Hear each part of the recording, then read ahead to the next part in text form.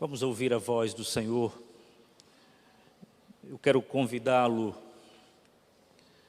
a abrir a sua Bíblia no livro do profeta Isaías, e nós iremos ler um dos textos mais conhecidos, capítulo de número 6, ou pelo menos parte dele.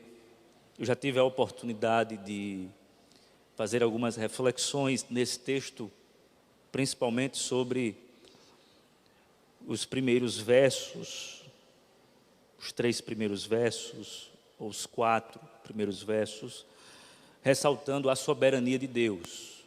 Já preguei algumas vezes nessa perspectiva, ressaltando, repito, a soberania de Deus. Nesse nosso olhar, desta vez gostaria de destacar a beleza da santidade de Deus. Vamos ler o texto do verso 1 ao verso de número 7. No ano em que o rei Uzias morreu, eu vi o Senhor assentado num trono alto e sublime, e a aba de sua veste enchia o templo. Acima dele estava os serafins. Cada um deles tinha 6 asas, com 2 cobriam o rosto, com 2 cobriam os pés, e com 2 voavam. E proclamavam uns aos outros: Santo, Santo, Santo é o Senhor dos exércitos. A terra inteira está cheia da sua glória. Ao som das suas vozes, os batentes das portas tremeram, e o templo ficou cheio de fumaça. Então disse: ai de mim, estou perdido, pois sou um homem de lábios impuros e vivo no meio de um povo de lábios impuros. Os meus olhos viram o Rei, o Senhor dos exércitos. Logo um dos serafins voou até mim, trazendo uma brasa viva, que havia tirado do altar com uma tenaz. Com ela tocou a minha boca e disse: veja, isto tocou os seus lábios. Por isso, a sua culpa será removida e o seu pecado será perdoado. Senhor, tudo que desejamos, tudo que a nossa alma anela, é ouvir o som da Tua voz. É ter um encontro, mais uma vez, com o Evangelho, com a boa notícia, com as suas aplicações e implicações para a nossa vida. Fala conosco, assim edifica-nos e glorifique o Teu santo nome. Dessa maneira oramos, no nome de Jesus Cristo. Amém. O clérigo britânico do século XVII, o Stephen Charnock, eloquentemente articulou as seguintes palavras, abre aspas: o poder de Jesus é o seu braço, sua onisciência, os seus olhos, sua misericórdia, suas entranhas, sua eternidade, sua duração, e a sua beleza é a sua santidade. Fecha aspas. De fato, amados, a beleza de Deus é manifesta naquilo que os teólogos chamam de o atributo dos atributos, a saber, a santidade de Deus. A beleza da santidade de Deus está por toda parte nas Escrituras. Perpassa a Bíblia inteira, do Gênesis ao Apocalipse. podemos encontrá-la, seja de maneira explícita, seja de maneira implícita, seja de maneira direta, seja de maneira indireta. A Bíblia está tomada pela beleza da santidade de Deus. Agora, nós não podemos negar que a beleza da santidade de Deus nas Escrituras está em alto relevo no capítulo 6 do profeta Isaías. O capítulo 6 do profeta Isaías é um relato de natureza vocacional. O capítulo 6 se ocupa com o chamado, com a vocação do profeta, para que este cumpra a missão de entregar os oráculos de Deus para um povo obstinado de coração, o povo de Judá. Esse povo, no entanto, e é isto que o Senhor fala a partir do versículo 8 em diante, quando acontece o chamado do profeta, esse povo não vai acatar ou aceitar as palavras do profeta. Ele será, a propósito, um pregador fracassado quando o assunto é convertidos ou conversos. Ninguém se converterá com a sua mensagem, muito pelo contrário, ninguém dará ouvido à sua mensagem. Mas ele pregará a mensagem do juízo de Deus, o povo não vai aceitar a mensagem e isso vai resultar em julgamento. Mas o resultado final não é o julgamento. O resultado final está no último versículo do capítulo 6, o versículo de número 13, quando diz: e ainda que 1/10 fique no país, esses também serão destruídos. Mas, assim como o terebinto e o carvalho deixam o tronco quando são derrubados, assim a santa semente será o seu trono. O texto então termina com uma nota de esperança, falando de um remanescente santo. Então note, o texto termina com santidade. Mas o texto que termina com santidade, começa com santidade. O texto, portanto, está permeado de santidade. Na verdade, antes de Isaías receber o comissionamento, a sua vocação, ele tem um encontro com Deus.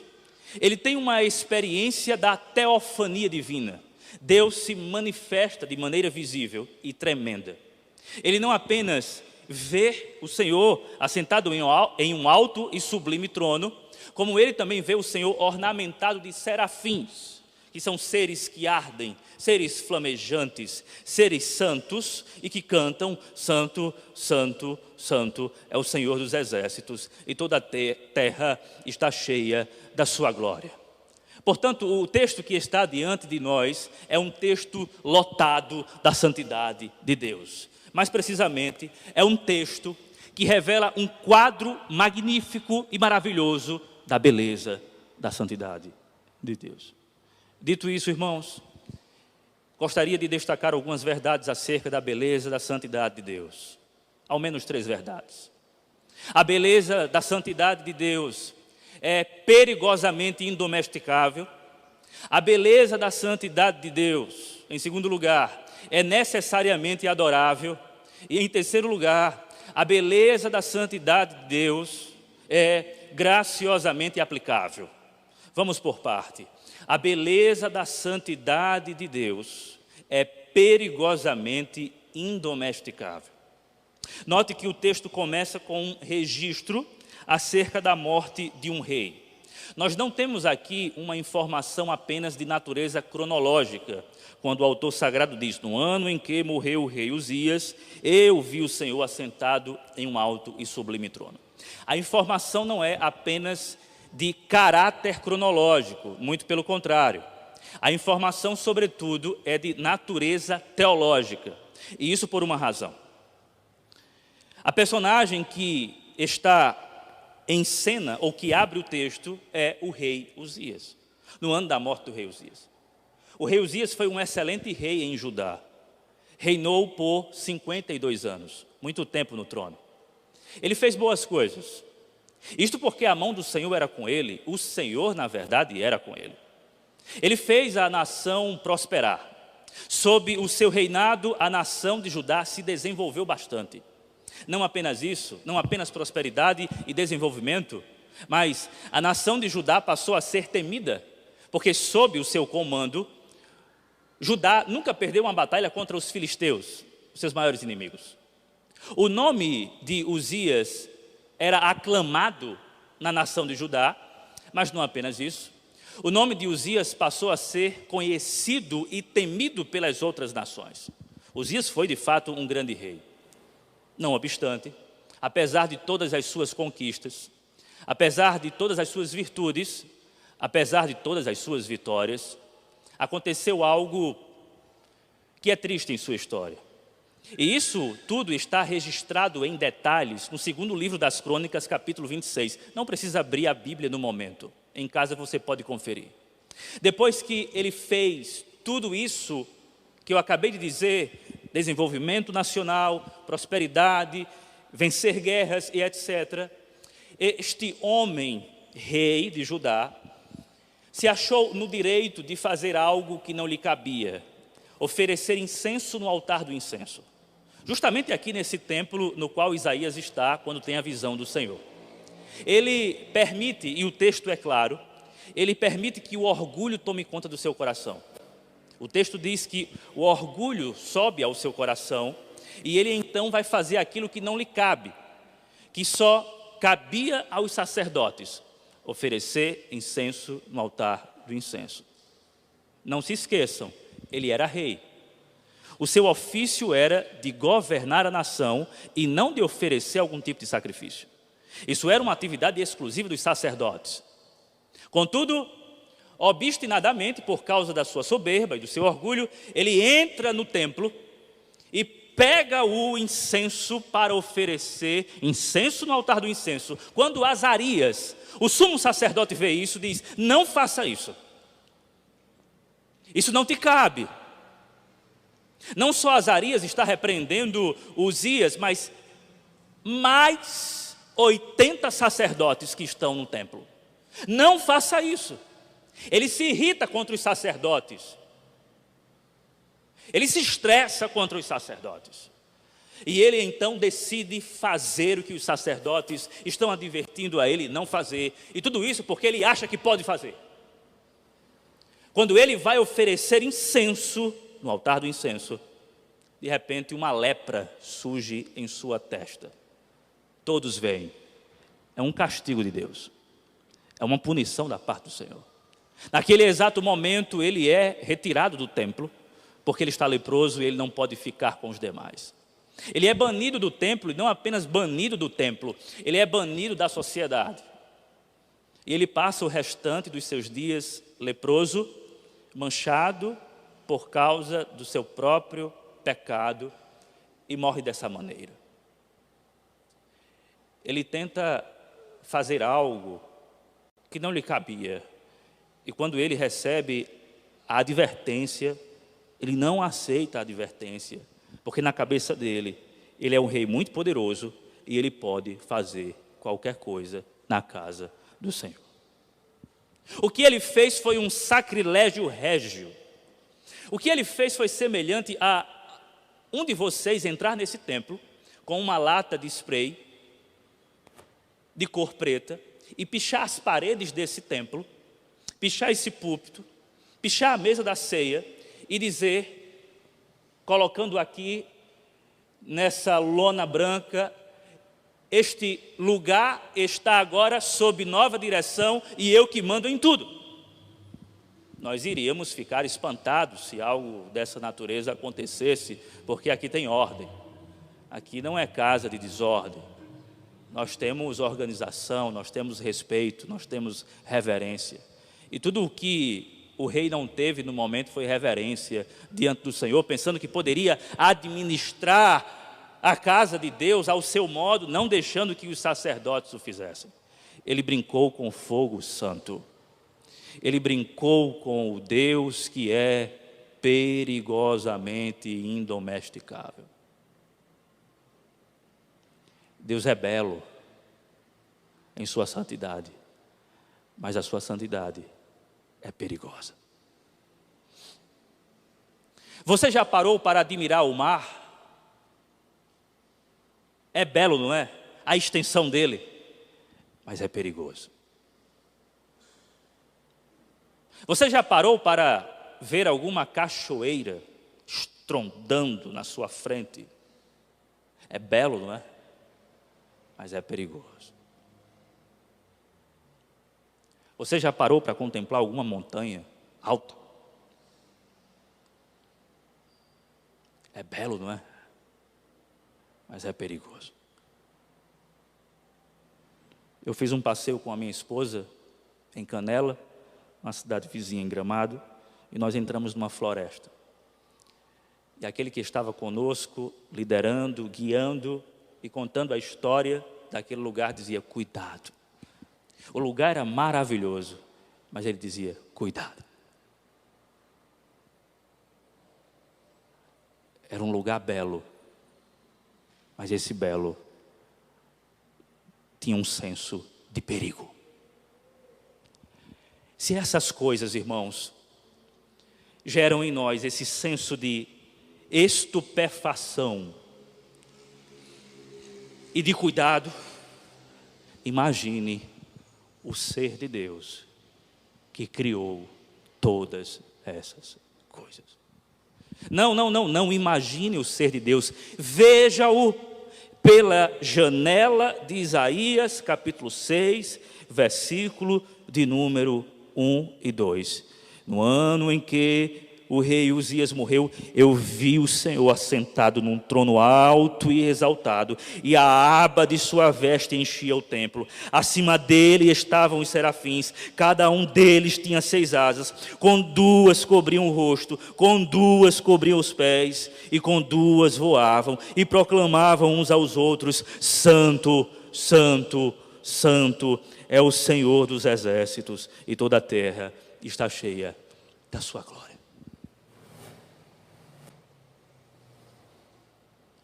Uzias pensa que pode fazer ao seu modo. Os sacerdotes avisaram: não faça isso. O resultado foi a punição do próprio Deus.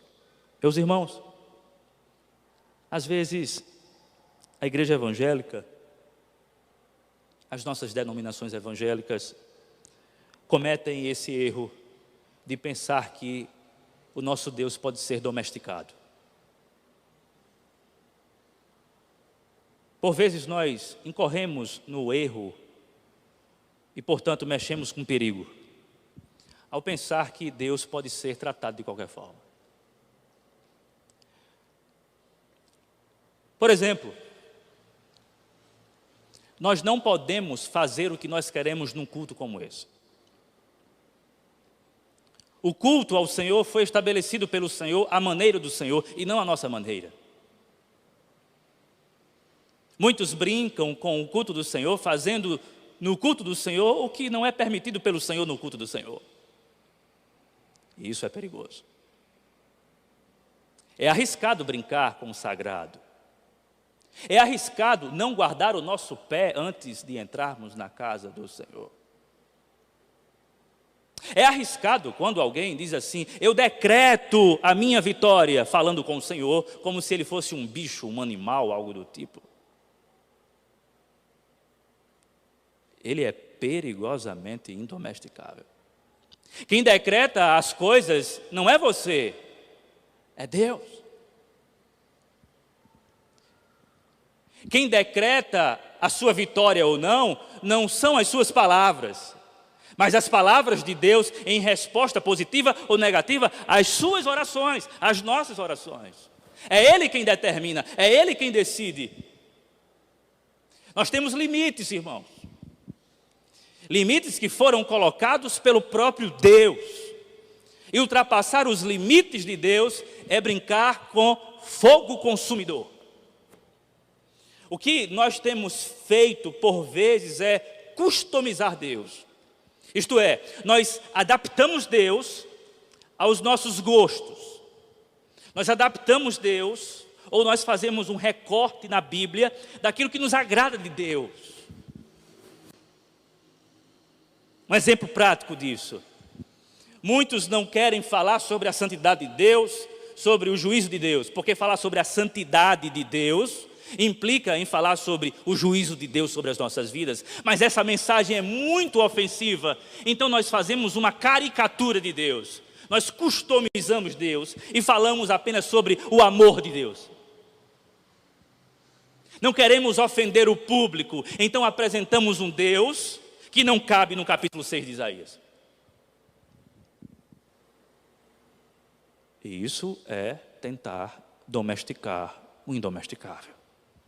É tentar administrar as coisas ao nosso modo, do nosso jeito, e Deus está olhando para nós, dizendo, não é assim.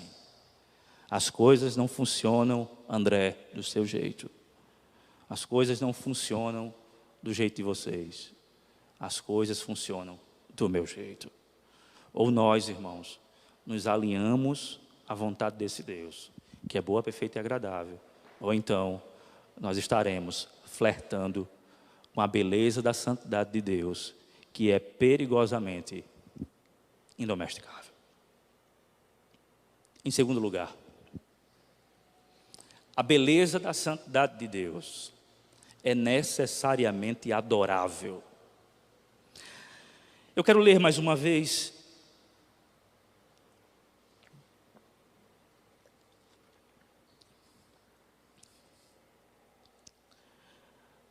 versículo 2, acima dele estavam serafins, cada um deles tinha 6 asas. Com 2 cobriam o rosto, com 2 cobriam os pés, e com 2 voavam. E proclamavam uns aos outros, santo, santo, santo é o Senhor dos exércitos, a terra inteira está cheia da sua glória. O Senhor está sentado no trono do universo, governando todas as coisas, e quem está ornamentando esse Deus são seres seráficos. Esses serafins são considerados seres flamejantes, seres abrasadores, seres que ardem, seres que queimam. O fogo, nesse caso, representa a santidade desses seres. Agora note, esses seres seráficos, os serafins, possuem 6 asas. E o texto deixa muito claro que com 2 eles cobriam o rosto. São seres que correspondem à santidade de Deus, mas não podem encarar a santidade de Deus. Porque até mais o mais puro serafim não chega perto da santidade de Deus. Um detalhe interessante é que eles estão cantando não para Deus, eles estão cantando para eles. Eles se entreolham, eles cantam uns aos outros. Santo, santo, santo é o Senhor dos exércitos. Eles não conseguem fitar a santidade de Deus, então eles se voltam para eles e em regozijo absoluto, em reverência de refestelamento espiritual, eles dizem, que maravilha de visão. Que deleite.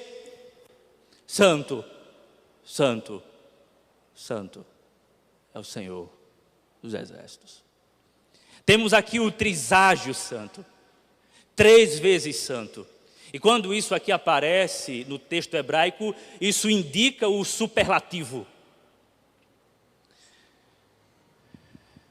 Santo, santo, santo é um indicador de superlativo. O que os serafins estão dizendo é, estamos diante do super santo.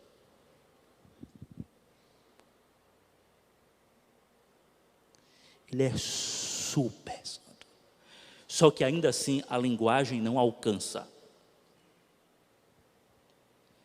A linguagem não alcança a santidade de Deus. Esse superlativo tenta arranhar a superfície da beleza da santidade de Deus, mas não alcança o seu interior, isto por uma razão. No próprio cântico dos serafins, cujo conteúdo é santo, santo, santo, nós temos algo revelador. O que significa santo? No Antigo Testamento, santo pode significar pureza, e claro, estamos diante de um Deus que é puro, mas o significado aqui vai para além da pureza, porque santo no Antigo Testamento pode significar também, e na maioria dos casos significa isso, separado. No caso de Deus, quando os serafins usam o superlativo santo, santo, santo, eles estão dizendo o seguinte: esse ser que está diante de nós e que nós estamos diante dele, ele é o outro. Deus é incomparável. Ele é distinto de tudo e de todos. Ele mesmo vai perguntar no livro do profeta Isaías: a quem vocês vão me comparar? Diz o santo. A quem vocês vão me comparar? Não há, irmãos, nada que nós podemos fazer para comparar esse Deus, ou algo que seja equivalente a Deus em comparação. Enquanto estudava o texto, me deparei com um comentário, e o estudioso do texto diz o seguinte: Deus não pode ser classificado e não cabe em nenhuma categoria, porque Ele é o outro. Ele é o santo distinto.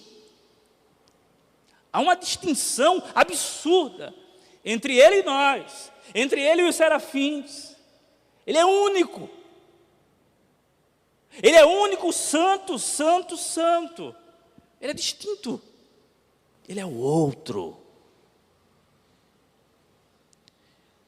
É por isso que nós só podemos falar de Deus por meio de analogia. Nós nunca falamos de Deus como Ele realmente é. Porque esse Deus é o outro, que habita em luz inacessível. Nós falamos por meio de linguagens de analogia. Nós falamos por meio de linguagens antropomórficas, dizendo que Deus tem olhos, dizendo que Deus tem ouvidos, tem braço, mas nós não conseguimos entender quem é esse Deus no interior do seu ser. E o ponto é, Ele é o outro. O que aqui nos resta, irmãos? Nos resta a semelhança dos serafins, cair e adorar esse Deus. Diferentemente dos serafins que estão voando, você não voa, você cai. É para cair diante dele, prostrado e adorar, por causa da beleza da sua santidade.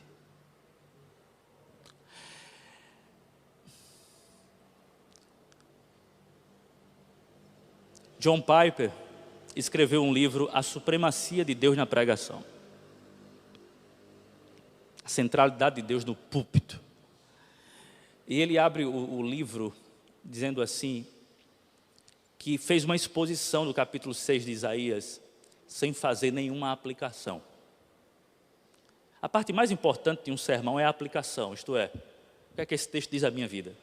E John Piper disse, eu vou fazer um teste. Eu vou apresentar a santidade de Deus, a glória de Deus para o povo e somente. Quando ele terminou o sermão, muitas pessoas procuraram ele e disseram, era isso que nós estávamos precisando. Nós temos fome da glória de Deus. Nós temos fome da beleza, da santidade de Deus. Nós fomos feitos, irmãos, para adorar a esse Deus. E como é que nós adoramos a Deus na beleza da sua santidade? Como é que isso funciona na prática?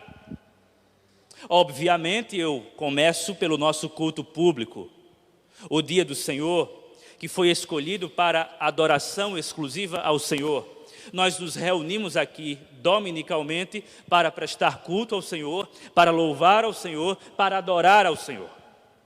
Nós somos adoradores, estamos com a missão de adorar. Enquanto prego, enquanto anuncio a esse Deus, enquanto anuncio o Evangelho de Jesus Cristo, nosso coração está adorando a Deus.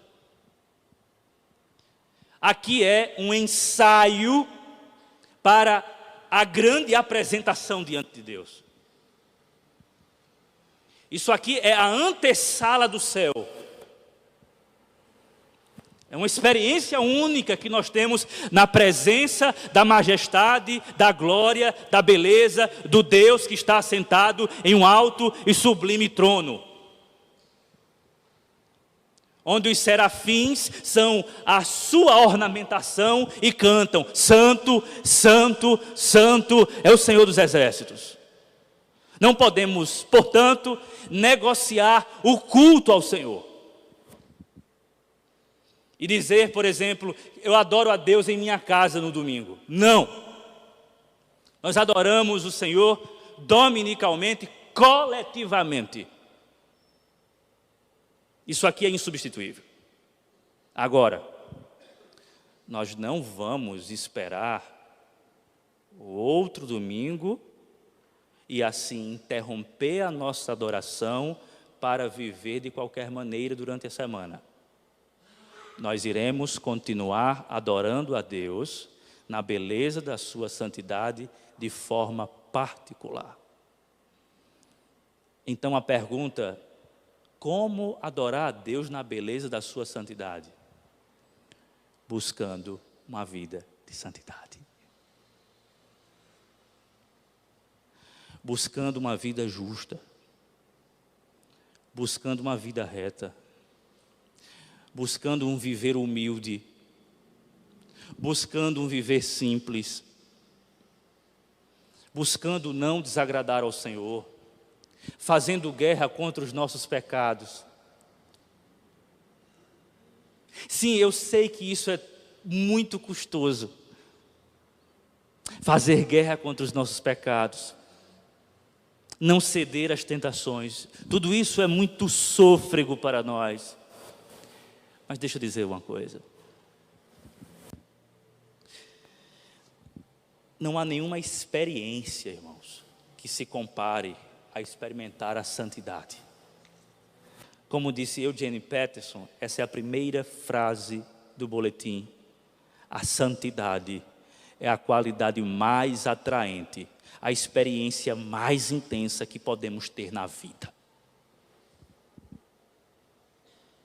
É duro, é difícil, é custoso, exige suor de nós, lutar contra os nossos pecados para vivermos conforme a glória de Deus, a vontade de Deus, a santidade de Deus.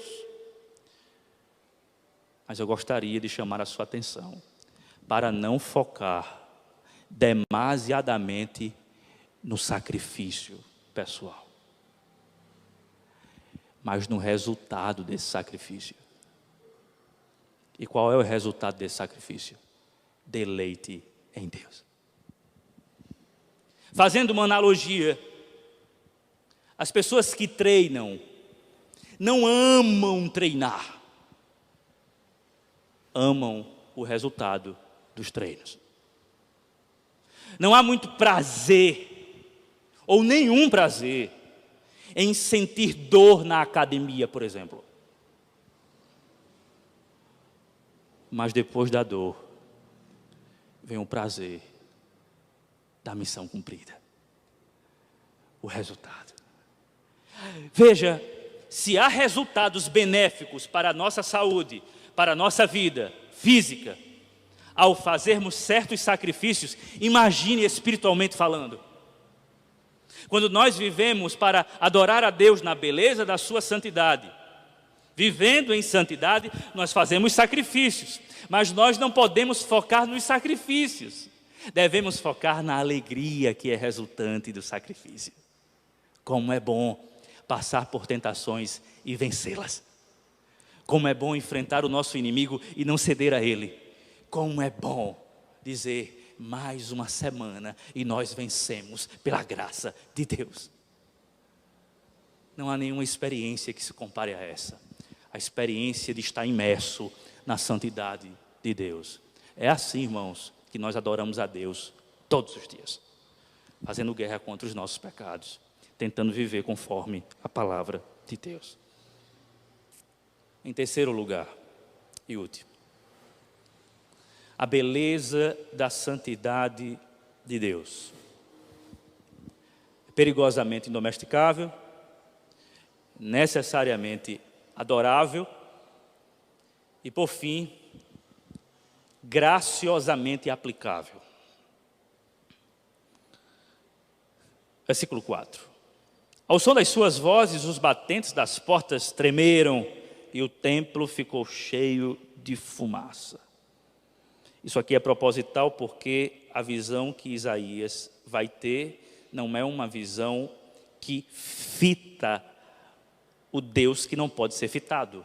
A fumaça aqui já é um indicador que esse Deus não pode ser visto cara a cara. Quando Isaías vai dizer que viu o Senhor, é porque ele esteve diante do Senhor, mas não que ele olhou nos olhos do Senhor, porque tem fumaça no templo.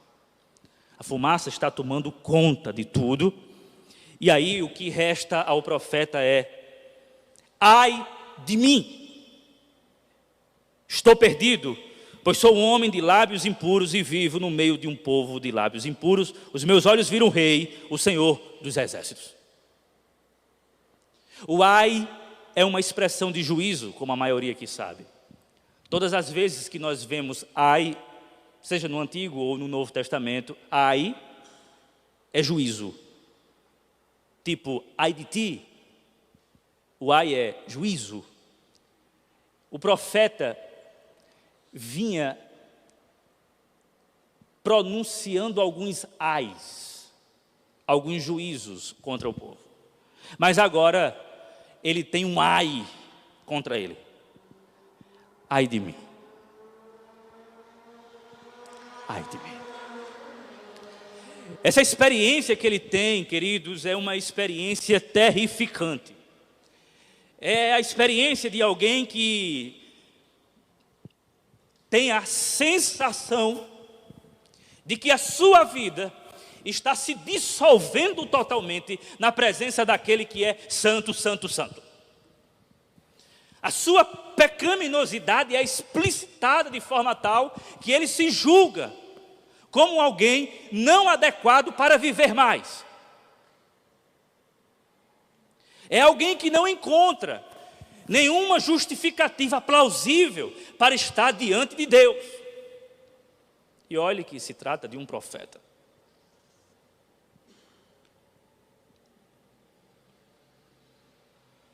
E tem um detalhe. Ele diz que é um homem de lábios impuros. Isso aqui, irmãos, é curioso, porque o seu instrumento de trabalho era a boca. Ele era um profeta. Ele está dizendo, naquilo que eu sei mais fazer, que é anunciar a Deus, é onde há mais pecado.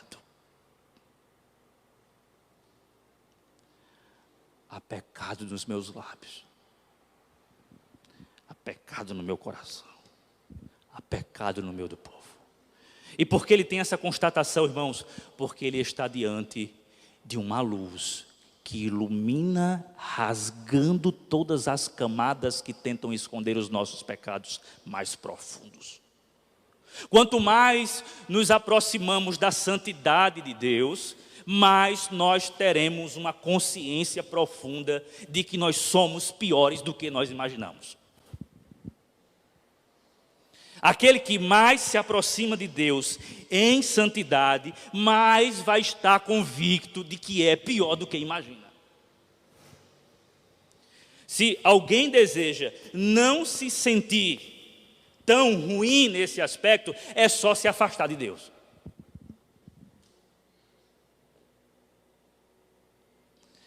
Às vezes nós temos o hábito, nós temos o costume de medir a nossa espiritualidade comparando a nossa vida com a vida dos outros. Aí fica muito fácil. E geralmente nós escolhemos quem são os outros. Nós selecionamos os outros. E selecionamos os outros da seguinte maneira: fulano de tal não frequenta o culto, aquele ali, ele chega atrasado, aquele ali faz isso, aquele ali faz aquilo. Eu sou uma pessoa boa. E nós costumamos medir a nossa espiritualidade olhando para os deslizes dos outros. E nós dizemos misericórdia, mas ao mesmo tempo que dizemos misericórdia, nós estamos dizendo assim: graças a Deus que eu não sou como essa peste. Eu sou melhor. Você está se comparando com os outros. E você está fazendo uma comparação que é fruto de um coração hipócrita. Porque você é da mesma laia. Todo mundo aqui é farinha do mesmo saco. Eu quero ver é você se comparar com o outro. Pare de se comparar com os outros e se compare com o outro, com Deus. Quando você se comparar com Deus, você vai parar de olhar para a vida dos outros e vai olhar para a sua própria vida e dizer: quão miserável eu sou. Quão dependente da graça de Deus eu sou. Quão paupérrimo eu sou quando o quesito é santidade. Pare de olhar para a vida dos outros para medir a sua espiritualidade. Faça isso medindo a sua espiritualidade, faça isso olhando para o outro. E aí sinta-se totalmente destruído. Mas o Senhor, que é santo, santo, santo, Ele não está para destruir. Ele está para salvar. E é essa santidade que é perigosa, indomesticável, que vai invadir o profeta e vai curar o profeta do seu pecado. Olha que coisa interessante. Logo, versículo 6, um dos serafins voou até mim, trazendo uma brasa viva, que havia tirado do altar com uma tenaz. Com ela tocou a minha boca e disse: veja, isto tocou os seus lábios, por isso a sua culpa será removida e o seu pecado será perdoado. Essa mensagem aqui não é para aterrorizar você, é para que tenhamos toda a reverência diante de Deus e para que sejamos gratos, porque esse Deus que é santo decidiu perdoar a culpa do nosso pecado e invadir a nossa vida com a sua santidade. A necessidade mais pungente do ser humano é de santidade. E Deus então, quando através do serafim toca com a brasa que é tirada do incenso, toca a boca do profeta, Ele está santificando o profeta para uma grande obra. Isso só é possível, irmãos, por causa do Cristo que morreu pelos nossos pecados. E nesse texto, nós temos sim um vislumbre do sacrifício que será feito por nós, mais tarde, pelo Filho de Deus.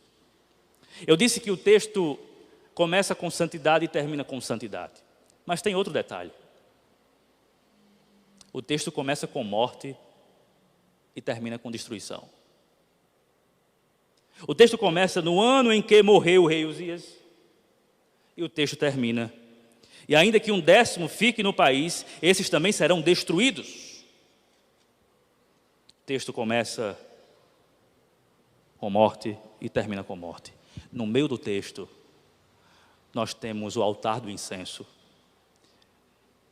onde as vítimas, os animais, eram sacrificados para que o povo fosse perdoado. Uzias entrou no templo e foi a esse lugar para oferecer incenso no altar do incenso. A santidade de Deus, de maneira perigosa, pegou ele. Isaías, ao contrário, está prostrado dizendo: vou morrer. Uma brasa vem desse altar e toca a sua boca. Essa brasa é retirada justamente do lugar onde os animais morriam para que o pecado do povo fosse perdoado.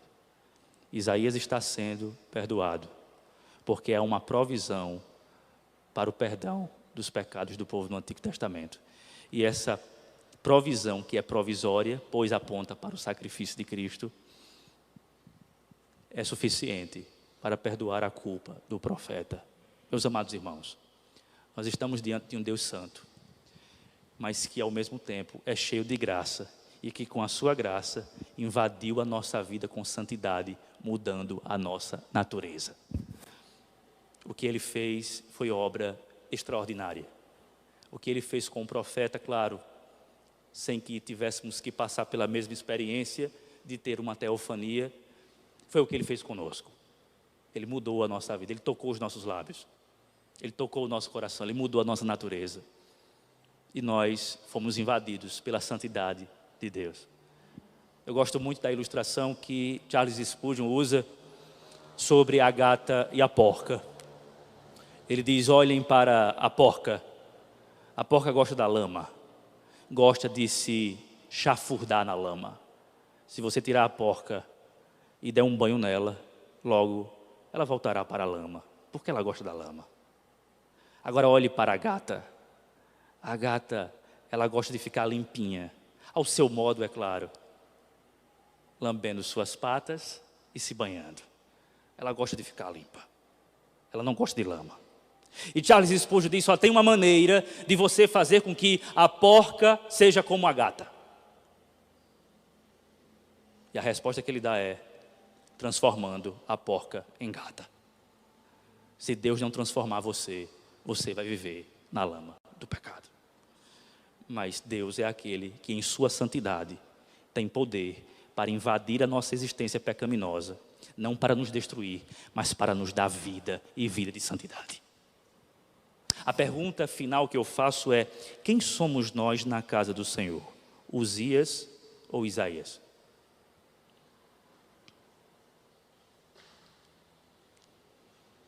Será que nós pensamos que podemos tudo? E assim estamos brincando com a santidade, que é bela, mas é perigosa? Ou será que nós somos como Isaías, que na casa de Deus diz: sou um pecador miserável, preciso de santidade, preciso de graça, preciso de salvação? Espero que sejamos a semelhança do profeta e que digamos todos os dias, na casa do Senhor, nas nossas casas, no nosso trabalho: Senhor, nós necessitamos da Tua santidade, que é aplicada pela Tua graça. Você pode ficar de pé, por gentileza?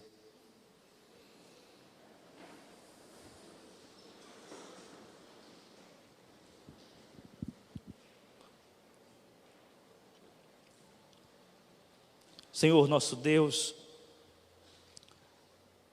o desejo nosso é Te adorar constantemente na beleza da Tua santidade.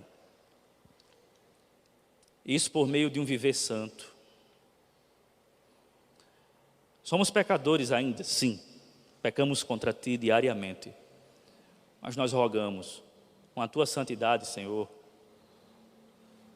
aplique a Tua graça em nossas vidas, para que possamos assim viver uma vida de santidade. Porque por nosso poder, por nossa força, por nossa vontade, não dá. Mas por Tua graça, sim. Aplique em nós a Tua graça. Injete em nós mais da Tua santidade, para que vivamos para o louvor da Tua glória. Essa é a nossa necessidade. Essa é a nossa oração.